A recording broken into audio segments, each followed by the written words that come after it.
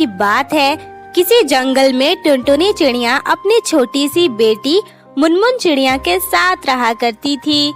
टुनटुनी अपने बागीचे में तरह तरह के फलों के पेड़ लगाया करती थी, जिन पर ढेर सारे मीठे मीठे फल लगते थे। वो उन फलों को तोड़कर बाजार में बेचती थी, जिससे उसे बहुत अच्छे खासे पैसे मिलते थे।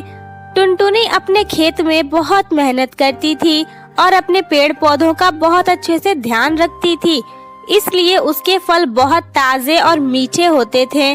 टुनटुनी के सारे फल बिक जाते थे और वो अच्छे खासे पैसे कमाती थी। इसी तरह टुनटुनी अपनी बेटी मुनमुन का लालन पालन कर रही थी। टुनटुनी के पास ही एक और चिड़िया जिसका नाम काली कौवी था, वो भी फल बेचा करती थी, लेकिन उसके फल ताजे नहीं होते थे और ना ही उसके फल स्वादिष्ट होते थे। इस वजह से लोग उसके पास फल खरीदने नहीं जाते थे। इस वजह से काली कौवी को टुनटुनी से जलन होने लगती है। ये टुनटुनी ने तो मेरा धंधा ही बंद करवा कर रख दिया है। मुझसे तो कोई फल खरीदता ही नहीं है और उसके फलों को तो देखो, कुछ ही देर में सब के सब बिक जाते हैं और मेरे फल धरे के धरे रह जाते हैं। अब तो मुझे कुछ करना ही पड़ेगा। अगर ऐसा ही चलता रहा तो मैं पैसे कैसे कमाऊंगी? मैं तो भिखारन बन जाऊंगी। मेरे फल तो कोई नहीं खरीदेगा। अब मुझे कुछ तो करना ही होगा। ये सोचकर काली कौवी टुनटुनी के खेत पर जाती है। वहाँ कोई भी नहीं था। वो मौका पाकर उनमें जहरीली दवाई डाल देती और वहाँ से भाग जाती है। अगली सुबह जब टुनटुनी अपने खेत पर फल तोड़ने के लिए जाती है तो वो देखती है कि उसके सारे पेड़ तो सूख गए हैं और फल भी खराब हो गए हैं। हाय राम, ये क्या हो गया? कल तक तो मेरे फल बहुत अच्छे थे, ये मेरे पेड़ भी सूख गए।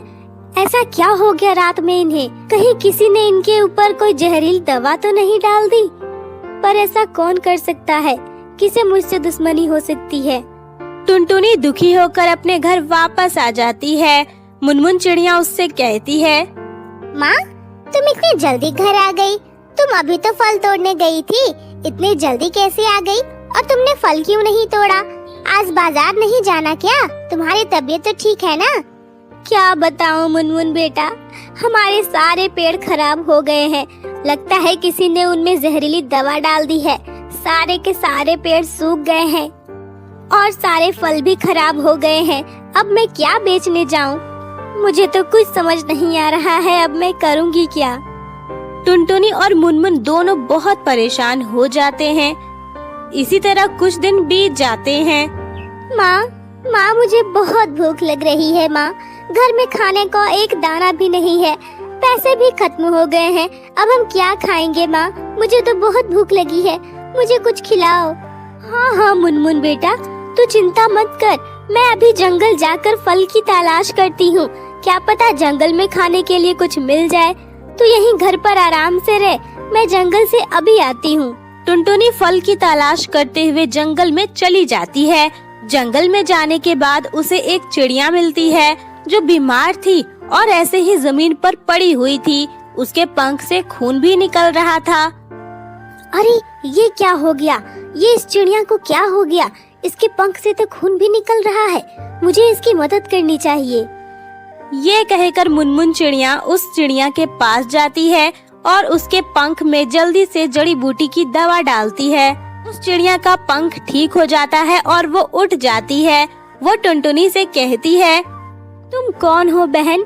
तुमने मेरी बहुत मदद की, आज तुमने मेरी जान ही बचा ली। मैं तो इस हालत में उड़ नहीं पाती। अगर यहाँ पर कोई जानवर आ जाता तो वो तो मुझे खा ही जाता। तुम्हारा बहुत बहुत धन्यवाद। नहीं बहन, ये तो मेरा फर्ज था, ये तो मुझे करना ही था। ठीक है बहन, मैं चलती हूँ। मुझे अपनी बेटी के लिए फल ढूंढना है, वो बहुत भूखी है, मेरा इंतजार कर रही होगी। बहन, मुझे ये तो बताओ कि तुम कौन हो, कहाँ रहती हो और तुम इतनी परेशान क्यों हो रही हो? तुम इतने घने जंगल में सिर्फ फल ढूंढने के लिए आई हो? हाँ बहन, क्या बताऊं, मेरा नाम टुनटुनी है। मेरी एक छोटी सी बेटी भी है। मेरे पास एक बड़ा अच्छा बगीचा था जिसमें मैंने बहुत सारे फलों के पेड़ लगाए थे। मेरे फल बहुत अच्छे होते थे, लेकिन पता नहीं किसे मुझसे दुश्मनी हो गई। किसी ने उनमें जहरीली दवा डाल दी जिससे सारे पेड़ सूख गए हैं। अब तो मैं और मेरी बेटी खाने को भी मर रहे हैं, इसलिए मैं जंगल में फल ढूंढने के लिए आई हूँ। टुनटुनी बहन, तुम परेशान मत हो, तुमने मेरी मदद की है, आज मेरी तुमने जान बचाई है, इसलिए मैं तुम्हें कुछ दूंगी। ये लो, ये जादुई फलों के बीज हैं, तुम इन्हें अपने खेत में ले जाकर बो देना, फिर देखना क्या कमाल का असर होगा। और ये भी लो, ये एक टोकरी फल अपने घर ले जाओ, इससे तुम अपने आज का गुजारा कर लेना और अपनी बेटी को भी खिला देना। ये कहकर वो चिड़िया वहाँ से गायब हो जाती है। टुनटुनी समझ जाती है कि वो चिड़िया कोई मामूली चिड़िया नहीं थी, बल्कि वो चिड़िया के रूप में कोई परी थी। टुनटुनी वो टोकरी और वो बीज लेकर अपने घर आ जाती है। सबसे पहले वो अपनी बेटी को खाने को देती है और फिर अपने खेत में जाकर उन बीजों को बो देती है और सोने चली जाती है। अगली सुबह जब टुनटुनी और मुनमुन अपने खेत पर जाते हैं तो वो देखते हैं कि वहाँ पर एक विशाल पेड़ निकल आया है, जिसमें तरह तरह के ढेर सारे फल लगे हुए हैं। माँ, ये क्या है? ये देखो, एक ही पेड़ में बहुत सारे फल लगे हुए हैं माँ। ये तो तरह तरह के फल एक ही पेड़ में निकल आए हैं और ये कितने स्वादिष्ट होंगे ना। देखो कितने सुंदर दिखाई दे रहे हैं। हाँ बेटा, उस परी ने हमारी मदद की है, ये सच में जादुई है।